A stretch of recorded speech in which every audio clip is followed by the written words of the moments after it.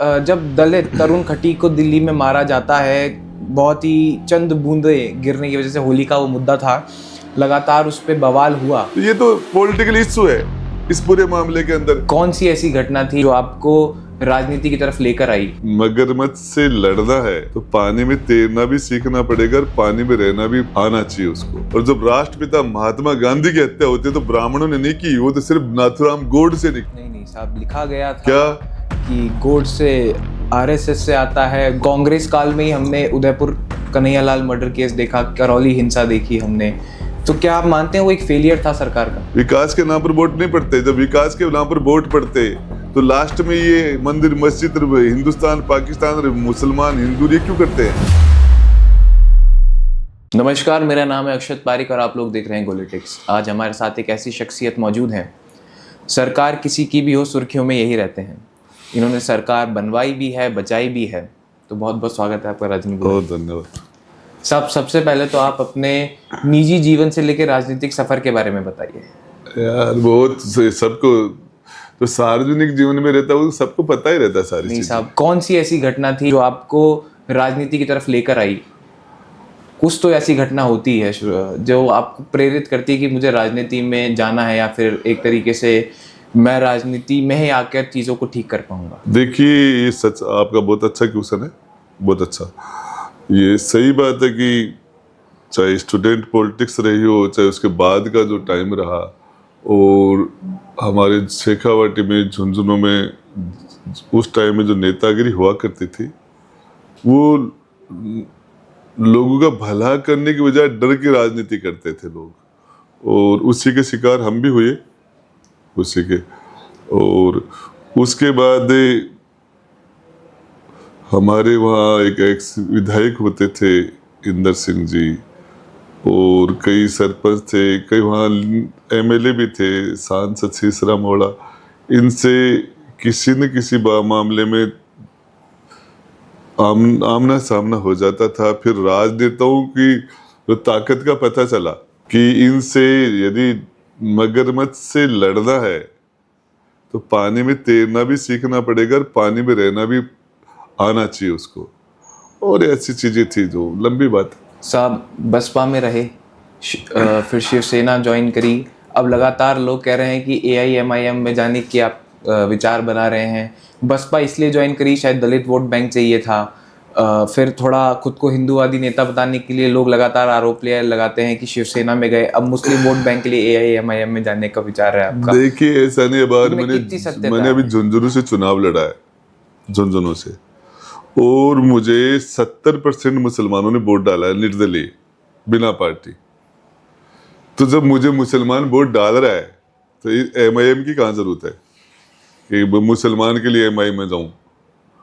मैं तो ये कि हाँ, ओवैसी जो है वो इन लोगों के लिए बोलते हैं जो आज मेरी जानकारी के हिसाब से मैं समझता हूँ जहाँ तक कि हिंदुस्तान के अंदर मुसलमान की स्थिति अच्छी नहीं है। सच्चर कमेटी चीख चीख के बोल रही है कि मुसलमान की स्थिति दलितों से भी ज्यादा खराब है। चाहे सामाजिक हो, आर्थिक हो, जो स्थितियां हैं उनकी ठीक नहीं है। रोजगार की स्थिति, गरीबी है, बहुत ज्यादा गरीबी है। इनके बीच में जो पता चलता है कि 200 रुपए, 300 रुपए, 400 रुपए शाम तक कैसे हाड़ तोड़ मेहनत करने के बाद कोई कमा ले, उसी पर नजर रहती है। और उसी से कोई सब्जी बेचने वाला है, कोई ठेला चलाने वाला है, कोई रिक्शा चला रहा है, कोई गधा गाड़ी चला रहा है, कोई घोड़ा गाड़ी चला रहा है, कोई पिंचर निकाल रहा है, सबसे छोटा काम सबसे वो कोई कर रहा है, तो वो मेजोरिटी मुसलमान ही कर रहा है सबसे। और उसके लिए यदि कोई काम कर रहा है, उसके लिए कोई बोल रहा है, तो अच्छी बात है। साहब, माइनॉरिटी मुसलमान को हम लोग गिन लेते हैं, पर जैन भी है, बौद्ध भी है, सिख भी है, पारसी भी है। तो क्यों ऐसा रहा कि जब आज देश को 70-80 साल हो गए हैं आज़ाद हुए, उसके बाद भी मुसलमान इतना पिछड़ा हुआ है? आप जो बात कर रहे हो माइनॉरिटी की, तो यदि जैन की बात करें तो सबसे ज्यादा रिचेस्ट कोई वर्ग है हिंदुस्तान में तो जैनी है। जैन। और सरदार के बारे में बात करें, सिख के बारे में बात करें अपन, तो उनके पास जमीनें बहुत अच्छी है, जमीनें खूब है उनके पास, और वो बाहर भी चले गए, कनाडा, विदेश में, देश में अच्छी पोजीशन पर रहे सिख भी। और बाकी और मुसलमान की जो स्थिति है, आजादी से पहले ही ये कांग्रेस के नेताओं ने ऐसे हालात बना दिए थे कि कोई ऐसे हालात बना दिए थे।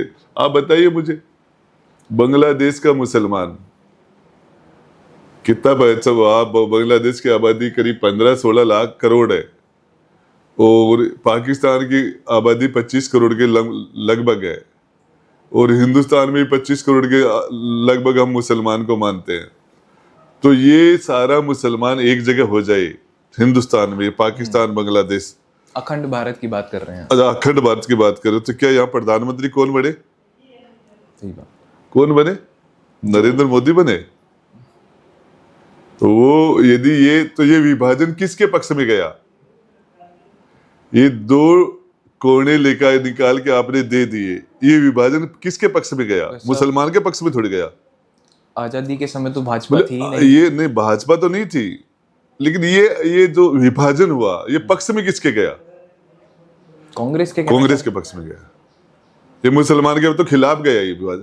तो वो काम जो उनके खिलाफ में जाए, क्यों करेंगे? वो परिस्थिति ऐसी बना दी गई थी उस टाइम में, मतलब इस विभाजन के लिए कोई जिम्मेदार है इसके लिए, तो उनको पता था भाई उस टाइम में जो स्थिति थी देश की आजादी से पहले कि 36-37 करोड़ लोग थे उस टाइम में, तो उनमें लगभग 9 करोड़ से ऊपर मुसलमान थे।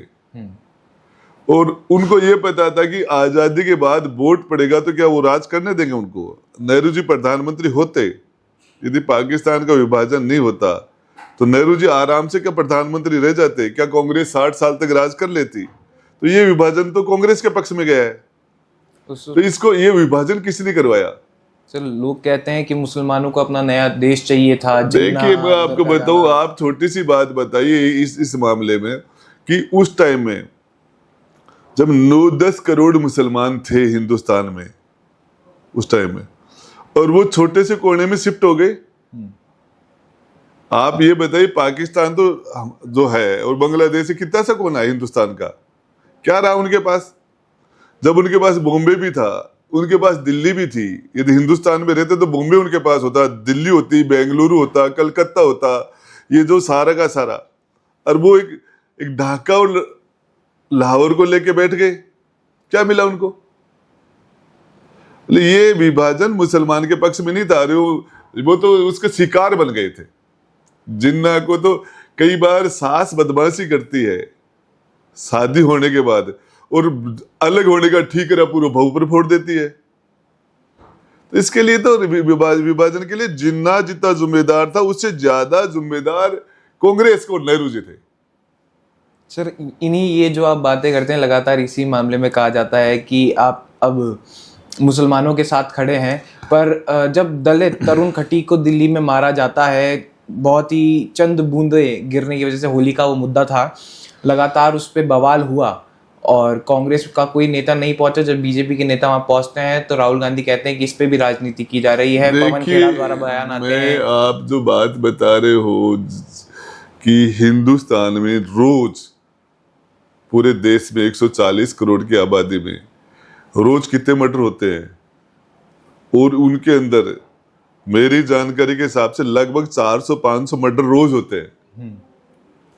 अब वो पारिवारिक कलह से हो जाते होंगे, वो हिंदू का कर देता होगा, उसी कास्ट का आदमी कर देता होगा, उनके अंदर आप लेके बैठोगे तो कितने मर्डर हैं जो मुसलमान हिंदू के कर रहा है 500 में से, और कितने मर्डर है हिंदू मुसलमान के करते हैं। टीवी की डिबेट कौन सी होती है? टीवी की डिबेट वो होती है जो मुसलमान ने किसी हिंदू को मार दिया। बाकी 400 और 95 मर्डर किसने कर दिए, उस पर कोई भी डिबेट नहीं है क्राइम में। तो ये तो पॉलिटिकल इश्यू है इस पूरे मामले के अंदर। और मैं वो जो भी हुआ उसको मैं ठीक नहीं मानता। यदि किसी की हत्या होती है तो ठीक नहीं है, लेकिन उसको यदि राजनीतिक तुल दिया जाए। आपसे एक बात पूछना चाह रहा हूं, जब देश का विभाजन हुआ और गाजर मूली की तरह लोग कटे थे, गाजर मूली की तरह लोग कटे थे, दोनों कटे थे। अब आपको पूछना चाह रहा हूं, दिल्ली के अड़ा के नारनौल है, हिसार है, यहाँ लोग कट रहे थे, वहां आर्मी क्यों नहीं गई, पुलिस क्यों नहीं गई? राजस्थान में क्यों नहीं कटे? राजस्थान के अंदर कत्लेआम क्यों नहीं हुआ? क्योंकि जयपुर में, यहाँ रामगंज में बसाया गया था। मैं ये नहीं कर रहा, पूरे राजस्थान की बात कर रहा हूं मैं तो। राजस्थान में कत्लेआम क्यों नहीं हुआ? जो आपके हरियाणा में हुआ, पंजाब में हुआ, आपके या कलकत्ता में हुआ, पश्चिमी बंगाल में हुआ, तो आपके पश्चिमी उत्तर प्रदेश में हुआ, दिल्ली में जो कत्लेआम हुआ। और जब आपकी फौज श्रीनगर पहुंच गई, पाकिस्तान ने जब श्रीनगर पर हमला किया तो हमारी फौज यहाँ से दिल्ली से चल के वहां पहुंच गई, और यह गाजर मूली की तरह लोग कट रहे थे, महिलाओं के साथ बलात्कार हो रहे थे, बच्चों को काट काट के काटा जा रहा था। कौन कर रहा था? दोनों तरफ से कर रहे थे। वो वहां वो हो रहा था, वो भी गलत था, और इधर भी गलत हो रहा था। बात करी, डायरेक्ट एक्शन डे हमें पढ़ाया जाता है। फिर आपने मैं कश्मीर की बात करी, वहां पर कश्मीरी हिंदुओं का पलायन हम बात करते हैं, हम मालपुरा की बात करते हैं, टॉक की बात करते हैं, लगातार हम सुन रहे हैं। देखिए, मैं बताऊं आपको, एक छोटी सी बात बताऊं। राजस्थान के अंदर आप टोंक कर लो, चाहे मालपुरा कर लो, किसी भी जगह नए मुसलमान कहीं किसी के साथ मुसलमान या विलेन नहीं है। और यदि ये बात है, यदि है, तो ये सभी पर लागू होती है। आप किसी जगह जाओगे, अलवर में जाओगे तो लोग यादवों के खिलाफ बोलेंगे कि वहां भी यादव मेजोरिटी है। तो आप झुंझुनू सीकर में जाओगे, चूरू नागौर में जाओगे तो लोग आप जाट के खिलाफ बोलेंगे। आप जोधपुर में, जालोर में, सिरोही में जाओगे, पाली में जाओगे तो पक्ष भी उधर लोग राजपूत के खिलाफ बोलेंगे। आप पूर्वी राजस्थान में जाओगे तो लोग मीणों के खिलाफ, गुजरों के खिलाफ बोलेंगे। जहां जिनकी मेजोरिटी होती है उनके खिलाफ इस तरह की बातें आती है। लेकिन मैं जहां तक समझता हूं, राजस्थान के अंदर मुसलमान विले नहीं, मजलूम है, मजलूम। और उसकी स्थिति ये है, अब सरकारी नौकरी में कहा बदमाशी कौन करेगा? जो पावर में होगा। कितने सांसद इनके? 25 में से सांसद कितने हैं? 0। हाँ, 0। राज्यसभा में कितने हैं? 0। फिर उसके बाद में विधानसभा में तो क्या अंगुलियों पर है। लोकल बॉडी के अंदर इनके जिला प्रमुख कितने हैं, प्रधान कितने हैं, सरपंच कितने हैं, कि काउंटिंग कर लो आप। अब जो ब्यूरोक्रेसी में है, अफसर कितने हैं, जमीनें कितनी हैं इनके पास, तो बिजनेस में कहाँ है? जो ये पीछे रह गए उसकी सबसे बड़ी वजह आप किसे मानते हैं? कांग्रेस को मानते हैं। और कांग्रेस काल में ही हमने उदयपुर कन्हैयालाल मर्डर केस देखा, करौली हिंसा देखी हमने। तो क्या आप मानते हैं वो एक फेलियर था सरकार का? देखिए, मैं कन्हैयालाल का जो कत्ल हुआ, मैं उसको गलत मानता हूँ। लेकिन मैं दूसरा ये भी बता रहा हूँ आपको कि कितने लोगों को गोरक्ष के नाम से, तथा कथित गोरक्ष के नाम पर कितने लोगों को मार दिया जाता है। हत्या तो वो भी है। तो कन्हैया की जो कत्ल हुआ उसकी निंदा हो, तो जो और इधर भी ये कत्ल हो रहे हैं उनकी भी निंदा होनी चाहिए। कत्ल तो कत्ल है। मैं यही पूछ रहा हूँ कि कब हम धर्म जात की इस राजनीति से उठकर, जब आज दुनिया विकास की बात कर रही है, बुलेट ट्रेन की बात कर रही है, एआई की बात कर रही है, हम कब उन पे चुनाव लड़ेंगे? बुलेट ट्रेन के ऊपर वोट नहीं पड़ते। बुलेट ट्रेन पर, एयरपोर्ट के ऊपर वोट नहीं पड़ते। वोट तो धर्म पर, जात पर पड़ते हैं। तो मतलब जनता की गलती है भाई, वोट इस पर पड़ते हैं। मुझे एक बात बताइए, बुलेट ट्रेन पर वोट पड़ते हैं क्या? डेवलपमेंट पर वोट पड़ते हैं क्या? विकास के नाम पर वोट नहीं पड़ते। जब विकास के नाम पर वोट पड़ते तो लास्ट में ये मंदिर मस्जिद, हिंदुस्तान पाकिस्तान, मुसलमान हिंदू, ये क्यों करते हैं? जब जिस जगह आज आप जाके देख लिए उत्तर प्रदेश के अंदर क्या हो रहा है, किस तरह की पॉलिटिक्स अखिलेश करता है, किस तरह की वो कोई जाति की पॉलिटिक्स कर रहा है, कोई धर्म की कर रहा है तो दोनों ही गलत। राजनीति तो दो ही हो रही है, या तो कोई जाति कर रहा है या कोई धर्म की कर रहा है। भाजपा वाले धर्म की करते हैं और ये दूसरे लोग जाति की पॉलिटिक्स करते हैं। है तो दोनों ही करते हैं। देखिए, राजेंद्र गुट्टा, कोई भी गरीब के किसी भी जगह किसी के साथ अन्याय हो रहा हो, डांगावास में 6 दलितों को बेरहमी से कत्ल कर दिया गया था। नागौर के डांगावास में बेरहमी से कत्ल किया गया था। वो मुसलमान नहीं थे जिनका कत्ल हुआ, वो दलित थे। राजेंद्र गुड्डा वहां भी बैठा था, वहां भी संघर्ष कर रहा था। साहब क्यों ऐसा होता है कि जब एक मुसलमान मारा जाता है तो एक मुसलमान कहा जाता है उसे, और जब एक हिंदू मारा जाता है तो उसे मीणा, गुजर, दलित, ब्राह्मण, बनिया में बांट दिया जाता है? देखिए, आपको अक्सर एक बात बता रहा हूँ छोटी सी, ये बात दूर तक जाएगी। बिल्कुल साहब, जानी भी चाहिए। दूर तक जाएगी। जब इंदिरा गांधी की हत्या होती है तो हत्यारे सरदार होते हैं। हत्या किसने की? सरदारों ने की। और उसमें कत्लेआम दिल्ली में हो जाता है, बहुत से लोग मरते हैं। और जब राष्ट्रपिता महात्मा गांधी की हत्या होती है तो ब्राह्मणों ने नहीं की, वो तो सिर्फ नाथुराम गोडसे ने की। नहीं साहब, लिखा गया था क्या कि गोडसे आरएसएस से आता है। भाई गोडसे ये कहाँ ये लिखा क्या ब्राह्मणों ने मारा? ब्राह्मण बात भाई मैं पूछ रहा हूँ, कहीं ये है क्या कि महात्मा गांधी को ब्राह्मणों ने मारा? नहीं, गोडसे ने मारा। इंदिरा गांधी को सरदारों ने मारा। ये अलग अलग क्यों है? मुझे एक बात बताइए, इतना बड़ा नेता देश का, हिंदुस्तान का नहीं वर्ल्ड का नेता रहा राष्ट्रपिता महात्मा गांधी, उससे बड़ा लीडर तो हिंदुस्तान में नहीं हुआ। उसकी हत्या हो रही है और एक आदमी को सजा हो रही है। एक आदमी को कहां से पिस्तौल आया था, कौन उसके षड्यंत्र में, कॉन्फ्रेंस में कौन थे? 120 के अंदर किसी को सजा हुई? सही बात है सर। हुई? क्यों नहीं? क्योंकि मामला वहीं दबा दिया गया। कन्हैया की बात करते हैं यार, ये तो होते रहे पहले भी। महात्मा गांधी से बड़ा तो कोई कत्ल नहीं हुआ था महात्मा गांधी का, तो उसमें किसी जाति का नाम क्यों नहीं आता? सही बात है साहब। तो मैं तो कह ही रहा हूँ सर, क्यों जातिवाद में बांटा जाता है? पता, ये तो शुरू से चल रहा है। जो होशियार है सर, यूजीसी पे बात करेंगे। यूजीसी, आप यूजीसी के पक्ष में है कि विरोध में है? यूजीसी जो भी नया बिल आया है लगातार, इस पे विरोध किया गया है कांग्रेस द्वारा। देखिए, मैं आपको बताना चाह रहा हूं, ये जब तक मुद्दे पर कोई काम नहीं करेंगे, अगड़े पिछड़े की पॉलिटिक्स हो जाएगी। चाहे कोई जाट राजपूत की कर ले, मीणा गुजर की कर ले, यादव और गैर यादव की कर ले, ये सभी जगह जिस तरह की पॉलिटिक्स हो रही है, ये उन्हीं का एक पार्ट ही है। इसे क्या हासिल होने वाला है? मैं आपको बताना चाह रहा हूं कि जिस तरीके से कोई कास्ट का मामला हम बात करते हैं, किसी कास्ट जितने लोग बोलने वाले, कौन भला करता है अपने लोगों की? चाहे वो एससी का आदमी हो, चाहे एसटी का हो, चाहे ओबीसी का हो, चाहे वो जनरल का हो, चाहे धर्म की बात करते हो, जो सबसे पीछे जो आदमी रह गया उसकी मदद करने के लिए कौन आता आगे? कोई नहीं आता। आज जो सारे के सारे लोग डॉक्टर अम्बेडकर के बाद में कितने लोग हुए हैं ऐसे जो दलितों के लिए काम करने वाले लोग? कितने हुए हैं? राहुल गांधी जी तो कहते ही है क्या? मैंने दलित को कांग्रेस का राष्ट्र अध्यक्ष बना दिया, एनएसयूआई का राष्ट्र अध्यक्ष विनोद झाकड़ बनाया, मैंने दलितों को साथ लेके चलता हूं, मैं सारी बात करते हैं। देखिए, आपको एक बात बताना चाह रहा हूँ, एक छोटी सी बात बताना चाह रहा हूँ कि जगजीवन राम था दलितों का सबसे बड़ा लीडर था डॉक्टर अम्बेडकर के बाद में। उसको किसने सल्टाया? किसने निकाला कांग्रेस से?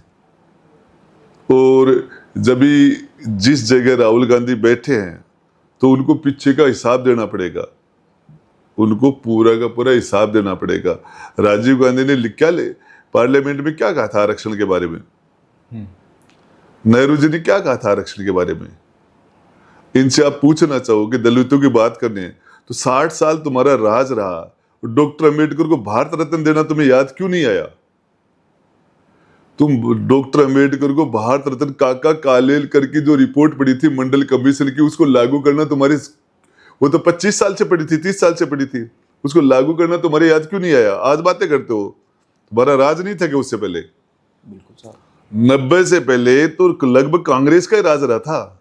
2.5 साल को मोटा मोटा हटा दो तो उसके बाद न तो उनको मंडल कमीशन याद आया, उनको ये दलित वाला आरक्षण दूसरों से भर दिया करते थे। कितने लोग थे इनके? और आज उनको कोई पूछने वाला हो कि सभी जगह ये जो बात करें, हमने ये कर दिया, हमने वो कर दिया, तो आज राहुल गांधी जहां बैठे हैं, इन्होंने कितने चीफ मिनिस्टर बनाए हैं? इनको कोई पूछने वाला हो कि जो एमएलए का तो रिजर्व है, इतनी सीटें एमएलए की एससी की होंगी, इतनी एसटी की होंगी, और इतनी सीटें ये तो फिक्स है, एमपी की भी फिक्स है। लेकिन इनको कोई पूछने वाला हो कि 70 साल में आपका इतने साल तक राज रहा और आपने जितने चीफ मिनिस्टर बनाए हिंदुस्तान में, कांग्रेस ने सारे चीफ मिनिस्टर आप निकाल लो, और उन्होंने दलित से चीफ मिनिस्टर कितने बनाए हैं? पूछिए अब राहुल गांधी को कि आपकी माँ ने, आपकी दादी ने, आपकी दादी के पिता ने, आपके पिता ने, और कितने चीफ मिनिस्टर दलित बनाए? पूछना। दलित तो सारा वोट दे रहा था इनको। सही बात है। ये रिजर्वेशन नहीं है, इसलिए तो नहीं है।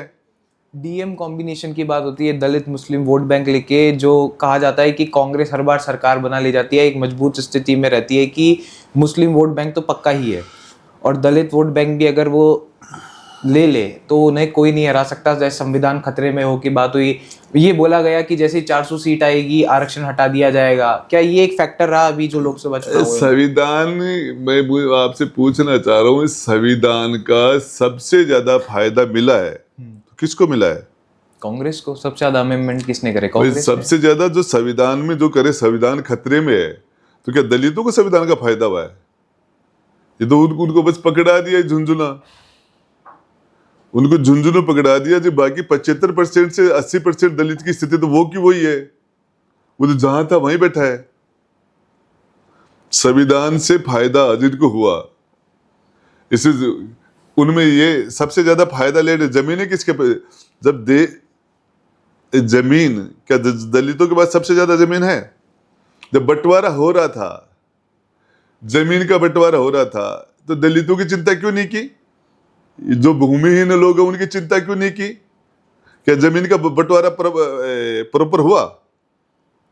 जो गरीब थे, जो मजदूर थे, जिस फैक्ट्री के अंदर जिस खेत के अंदर जो काम कर रहा था, वो खेत उसका हो गया। तो जिस फैक्ट्री में जो मजदूर काम कर रहा था, वो फैक्ट्री उस मजदूर की क्यों नहीं हुई? साहब लगातार आप कांग्रेस के लिए बोल रहे हैं, पर जब बारी आई सरकार बनाने की तो आप कांग्रेस के साथ मिलकर सरकार। देखिए, मैं आपको एक बात बताना चाह रहा हूं कि आज बीजेपी और कांग्रेस की बात करोगे, बीजेपी जो सीधा सीधा करती है, जो ये भाईचारा है बरसों का, इसको खराब करती है, मुसलमानों को डराने का काम करती है, जो धर्म के नाम से जो करती है, उस मामले के अंदर बीजेपी से सदा ही दूरी रहेगी, सदा ही। और रहा सवाल कांग्रेस का, जो कांग्रेस ने जो खराब काम किए हैं, मैं आपसे पूछना चाह रहा हूं, जब ये भूमि उन्मूलन एक्ट आया कि जिस खेत के जिस जमीन पर जो काश्त कर रहा है वो खेत उसका, ठीक है, लेकिन जिस फैक्ट्री के अंदर जो मजदूर काम कर रहा था उसमें उस फैक्ट्री का हिस्सा भी तो होना चाहिए था उस मजदूर का, लेकिन नहीं हुआ। तो आधा अधूरा ही तो काम किया ना। यदि उस फैक्ट्री का मालिक वो मजदूर बन जाता, आधा अधूरा बन जाता, तो उसकी स्थिति भी ठीक हो जाती। जैसे किसान के खेत में काम करने वाले मजदूर की स्थिति ठीक हो गई, वैसे उनकी भी ठीक हो जाती। अरे क्या जमीन का जो वितरण हुआ वो सही हुआ? सब लोगों तक जमीन पहुंच गई? बिल्कुल नहीं साहब। कि किसी के पास तो हजारों एकड़ हेक्टर जमीन है, किसी के पास घर बनाने के लिए जगह नहीं है। क्या ये न्याय है? राहुल गांधी क्यों नहीं बोलता इस पे? क्यों नहीं बोलता? बिल्कुल सही बात है कि वो आप ऐसा बिल लाइए और जो सबको बराबर जमीन दे दो ना। आप क्यों नहीं कर रहे? जो भी हमने देखा सड़कों पर था, जो भी स्थितियां आज पूरी दुनिया में बनी हुई है, इस पे क्या कहेंगे आप? देखिए, ये जो समस्या है, अमेरिका का पूरी दुनिया पर कब्जा है और ये युद्ध थोप दिया उन्होंने। अभी इसमें जहाँ से हमारे पेट्रोल है, डीजल है, गैस आ रही थी और रास्ते बंद हो गए, उसमें ये नेतागिरी जिनको करनी है करे। लेकिन मैं जानता कि इसमें हम बढ़िया क्या कर सकते हैं, लोगों को तक ये काला बाजारी है उसको कैसे रोक सकते हैं, लोग स्टॉक करें उसको कैसे रोक सकते हैं, हमें उस पर काम करना चाहिए। और ये समस्या तो पूरे वर्ल्ड की है। ऊपर वाला करे कि इन लोगों को सद्बुद्धि मिले और ये युद्ध रुक जाए, और नहीं तो इससे ये सड़कें जाम करने से इससे कुछ होने वाला नहीं है। इसमें तो काम ये करना चाहिए, ये वो सारे लोग हैं जो अपने घर में तो स्टॉक करते हैं, रोड पर प्रदर्शन करते हैं। इसमें ज्यादा बेटर हो कि भाई तो आप ये जो आपदा आ रही है, इस आपदा में हम सब साथ मिलकर इसको झेलेंगे, इसमें कोई स्टॉक नहीं करे, किसी के साथ पक्षपात नहीं हो, लोगों को पैनिक नहीं होने दे, और कोशिश ये है कि जो कमजोर है, जो बेसहारा है, उसको उसमें सपोर्ट किया जाए, बजाय प्रदर्शन करने से। कुछ ये समस्या है क्या हिंदुस्तान की थोड़ी है, सही बात है। अकेले हिंदुस्तान की थोड़ी है, पूरे वर्ल्ड की है। और इसके अंदर सरकार को जितना बेस्ट है वो करना चाहिए, ऊपर प्रेशर बनाना चाहिए, लेकिन इसमें विपक्ष की भी कोई जिम्मेदारी होती है। अपोजिशन इसलिए सिर्फ हो हल्ला करने के लिए नहीं होता। अपोजिशन का भी काम है कि इस व्यवस्था को जो बिगाड़ हो रहा है उसको ठीक करने में सहयोग करे। बिल्कुल। अब इसमें कहने के लिए तो कह देते हैं, यदि आज ये कांग्रेस पार्टी ईमानदारी से चाहे तो मुसलमान एक मुश्त वोट डालता है इसको, क्या उनके साथ बदमाशी हो सकती है? वो लड़का था उत्तरांचल के अंदर, दीपक, जो जिसने कह दिया मैं मोहम्मद दीपक हूँ, और एक लड़के ने कहीं बदमाशी हो रही उसको रोक दिया। तो कांग्रेस के इतने MP हैं, इतने MLA हैं, इतने हारे हुए हैं, इतने इनका संगठन है, यदि ये लोग ईमानदारी से कोशिश करें तो कहीं ये डर का मोल खत्म नहीं हो जाएगा। लेकिन नहीं चाहते, ये भी चाहते हैं कि मुसलमान डरावा रहे। पहली बार के विधायक रहे भजनलाल शर्मा, और पहली बार ही मुख्यमंत्री बने। सरकार 2 साल बनाम 5 साल की बात करती है। आप तो सरकार में रहे 5 साल पूरा, आपने देखी सारी चीज़ें, अब 2 साल भी आप देख रहे हैं, क्या कहना चाहेंगे? देखिए, पहली बार के विधायक की बात करते तो मेरी जानकारी के हिसाब से नरेंद्र मोदी भी पहली बार के विधायक के मुख्यमंत्री बन गए थे। तो आप मोदी जी और भजनलाल जी को एक और आप हरियाणा में भी ऐसा ही हुआ है। और आप ये जो पहली बार के सांसद की बात करें तो मोदी जी पहली बार के सांसद PM बन गए थे। तो ये तो कोई मामला नहीं है पहली बार का, तो खुद से अपने आप सिखाती है सारी चीजें, काम मशीन करती है। और 5 साल बनाम 2 साल की जो बात कर रहे हैं, तो मेरी जानकारी के हिसाब से भ्रष्टाचार तो पहले भी था, भ्रष्टाचार तो अभी भी है। और भ्रष्टाचार जो अफसरों का है वो बहुत बड़ा भ्रष्टाचार है। IAS और IPS का भ्रष्टाचार है, और जो ब्यूरोक्रेट्स का जो भ्रष्टाचार है वो भ्रष्टाचार 90 पैसे है, और जनप्रतिनिधियों का भ्रष्टाचार 10% है। 10% वाला तो चुनाव लड़के आता है और फिर चुनाव लड़ता है, वो तो फिर वो पैसा उसको खर्च करना पड़ता है। 10%, 90% करप्शन कर रहे हैं, उनका तो आउटगोइंग है ही नहीं, उनको तो इनकमिंग ही है। अब ये IPS की लिस्ट आ रही थी कि इन्होंने अपनी अचल संपत्ति के बारे में जो लिखा जा रहा था, तो इसमें सारे नील ऐसे लोग लिख रहे थे कि कुछ भी नहीं। क्या बात करते हैं, किस तरीके से लोगों की आंखों में धूल झोंकी जा सकती है। तो ये जहां तक इन लोगों के पास एक जो हमारे JDA के अंदर क्या हो रहा है, हमारे ट्रांसपोर्ट विभाग में क्या हो रहा है, हमारी माइनिंग विभाग में क्या हो रहा है, तो भ्रष्टाचार तो पहले भी था, अभी भी है। और उसमें मुख्यमंत्री एक्सपीरियंस था, 3 बार के मुख्यमंत्री अशोक गहलोत जी, तो उनको अनुभव था, तो थोड़ी लगाम को, अधिकारियों के लगाम को ठीक तरीके से खींच लेते थे। इस मामले में भजनलाल जी कच्चे हैं। भजनलाल शर्मा जो अफसरों की लगाम खींचने के अंदर है अभी परफेक्ट नहीं है, और अफसर साही बेलगाम है। 5 साल कांग्रेस में आप भी थे, जब लाल डायरी वाला मामला हुआ, मिड डे मील घोटाला निकल कर आया, अभी पेपर लीक निकल कर आया, जल जीवन मिशन घोटाला निकल कर आया, मानेसर वाला जो मामला हुआ वो भी उसी समय हुआ, सब कुछ आपने करीब से देखा। तो पहले सर लाल डायरी बताइए, फिर मानेसर बताइए, और फिर इन जो घोटाले हुए उन पे क्या मानना है आपका? वो देखिए, मैं आपको एक बात बताना चाह रहा हूँ। आपने पहली बार मैं मंत्री बना जो 8 से 14 के बीच में सरकार थी, उस टाइम में एक राजस्थान पत्रिका में फ्रंट की न्यूज आई थी, भास्कर राजस्थान में।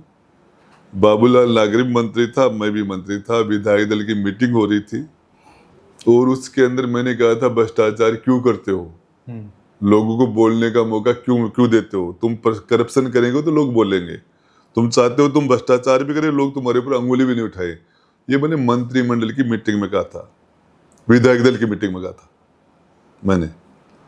उसके अलावा आप देखेंगे तो विधानसभा के अंदर जब मैं विधायक था तो मैंने कहा था, वो मेरी वो कई बार क्लिप वगैरह चलती है, जब ये विधायकों का ट्रेप हुआ अभी, तो उससे पहले था कि भ्रष्टाचार ऊपर से खत्म करो, यहाँ से शुरू हो रहा है सारा।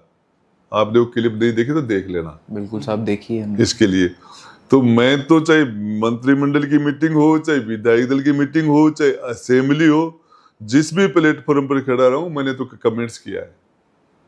मैंने कहा है इनको कि क्यों कर रहे हो तुम ये।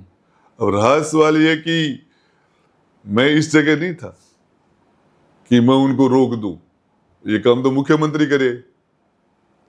कोई भ्रष्ट मंत्री है तो उसको हटाना है, उसको बनाना है, उसका डिपार्टमेंट चेंज करना है, ये तो सीएम का काम है। कोई मंत्री कैसे कर सकता है। तो मेरी जगह जहां हम रहे, चाहे हमारे पास सैनिक कल्याण था, होमगार्ड था, टूरिज्म, जो भी डिपार्ट रहे, जो भी काम रहा, हमने बिल्कुल पाक साहब हो रहा है। छाती ठोके कैसे बोलते हैं, कोई दूसरा बोल के बता दे। सही बात है। पंचायती राज मंत्री रहे आप, पंचायत चुनाव राजस्थान में अटके पड़े हैं, इस पे क्या कहना चाहेंगे साहब? चुनाव तो कराने ही पड़ेंगे, कराने चाहिए। कोई जो मामले चल रहे हैं, और वो जो बच्चा एग्जाम में तैयारी कमजोर होती है बच्चे की, वो चाहता है एग्जाम पोस्टपोन हो जाए, थोड़ा वो लेट हो जाए, और जिसकी तैयारी अच्छी होती है वो चाहे तो सरकार की तैयारी अच्छी नहीं है, इसका मतलब ये है। साहब, चाहे सरकार बनाना हो, चाहे बचाना हो, फिर चाहे लाल डायरी वाला जो मामला था, वो हर बार गहलोत साहब को राजेंद्र गुड़ा याद आए हैं। और आज हम देखते हैं कि कहीं ना कहीं रिश्तों में वो खटास नजर आती है। उसके पीछे की वजह क्या है? तो उनसे पूछो। आपकी तरफ से सब ठीक है? देखिए, अशोक गहलोत जी जो हैं, वो कमजोर लोगों को पसंद करते हैं। उनकी पसंद है ना, लाइकिंग, वो कमजोर लोग रहे सदा से। जनाधार वाले लोग, जमीन से बात राजेंद्र गुड्डा की नहीं है, जो राजस्थान के अंदर जनाधार के नेता रहे, अशोक गहलोत ने उनको कमजोर किया। और जो कमजोर लोग थे शुरू से, उनको उन्होंने सपोर्ट किया। तो उनकी जो फितरत है, वो वीक लोगों को पसंद करते हैं, जो उनको राज करने में तो उनको दिक्कत नहीं देते। जब राज चल रहा है तो उसके अंदर कमजोर आदमी आपको प्रॉब्लम नहीं करेगा, पड़ा रहेगा। लेकिन जब रिपीट करना है, उस टाइम वो कमजोर के रिजल्ट तो कमजोर आएंगे। इसलिए 3 बार सरकार रिपीट नहीं कर पाई। 3 बार सरकार रिपीट नहीं हुई, उसका इनका कमजोर लोगों का सिलेक्शन था। यदि मजबूत लोगों को, जनाधार वाले लोगों को साथ लेकर चलते तो सरकारें रिपीट होती। इसलिए साहब, एक आखिरी राउंड है ये। मैं कुछ नेताओं के नाम लूंगा राजस्थान से, और आप उन पे क्या विचार रखते हैं आप बताइएगा फटाफट। गोविंद सिंह डोटासरा लक्ष्मणगढ़ विधानसभा से चुनाव जीत के आते हैं, कांग्रेस ने प्रदेश अध्यक्ष बना दिया, और अपने जाट समाज से आते हैं। वो अपॉर्चुनिटी उनको कास्ट की वजह से मिली है। तो जाट नहीं होते तो न तो विधायक होते, न वो प्रदेश अध्यक्ष होते, न वो नेता होते। अभी जो मौजूदा नेता प्रतिपक्ष है राजस्थान में, टीकाराम जूली। टीकाराम जूली ठीक आदमी, अच्छा बोलता है और मेहनत करता है, तैयारी करके आता है। और टीकाराम जूली। अशोक गहलोत के बारे में तो आप क्या, खूब बोला जा चुका है, खूब बोला जा चुका है। अशोक गहलोत दो शब्दों में अगर आपको कुछ कहना हो उनके लिए। सोनिया गांधी की पसंद है, दिल्ली की पसंद रही है, और वो सारे चीफ मिनिस्टर दिल्ली से आते हैं। और जो बात है वो कांग्रेस के अंदर जो दिल्ली भेज देती है उसको मान लेते हैं। जादूगर है, वास्तविकता में जादूगर है। अब जादूगर को तो काहे का है, मुझे आप बताइए। जादूगर होता तो वैभव एमपी बन जाता ना। 2 बार टिकट दी, दोनों बार ही नहीं हुई। और जादूगर होता तो 21 सीटें थोड़ी आती। आप 200 पर लड़ रहे हो और 21 सीटें आ रही है, फिर भी जादूगर हो। मेरे तो नहीं समझ में आ रहा। आप 3 बार आपको चीफ मिनिस्टर बनाए, 1 बार आप रिपीट नहीं कर पाए, फिर भी आप जादूगर हो। कहां से हो गए जादूगर, बताइए आप सरकार रिपीट नहीं कर पाते, आप वैभव को चुनाव जिता नहीं पाते, आप 21 सीटें ले आते हो, और फिर भी आप जादूगर ऊपर वालों को घुमाने में, गोटियां फिट करने में तो सचिन पायलट संघर्ष कर रहा है, स्ट्रगल कर रहा है। और समय से पहले राजेश पायलट जी दुनिया से चले गए, इन पर वजन पड़ गया और स्ट्रगल कर रहा है। वसुंधरा राजे तो रॉयल्टी खाई है उसने, तो 2 बार दिल्ली ने बना दिया जी, भैरू सिंह जी की मेहरबानी हुई, सीएम बना दिया। भैरू सिंह जी के साथ क्या हुआ, लास्ट के दिनों में वो खून के आंसू रो के गए थे, और वसुंधरा जी का तो टाइम चला गया। हनुमान बेनीवाल अपने लेवल पर स्ट्रगल कर रहा है। क्या लगता है सर वो तीसरा फ्रंट खड़ा कर पाएंगे राजस्थान में आरएलपी द्वारा? यार उससे पहले बोलने से क्या मतलब निकलेगा, वो आज सांसद है, एक बार सांसद बीजेपी के सपोर्ट से बने हैं, दूसरी बार सांसद कांग्रेस के सपोर्ट से बने हैं, और उनकी सीट है, वो वहाँ से चुनाव जीतते हैं, संघर्ष कर रहे हैं, लड़ाई लड़ रहे हैं। जाटों में एक नंबर के नेता है,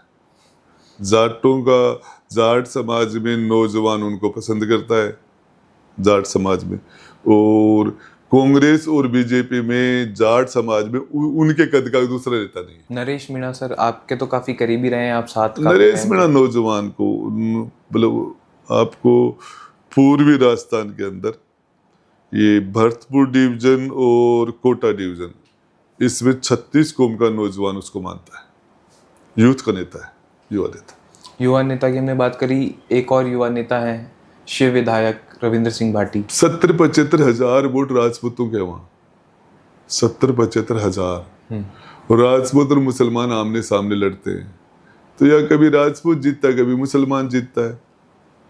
4 कोण संघर्ष था, और बीजेपी और कांग्रेस के दोनों ही कैंडिडेट तीसरे और चौथे नंबर पर थे, और निर्दलीय दोनों आमने सामने लड़ रहे थे, और ये चुनाव जीत गए।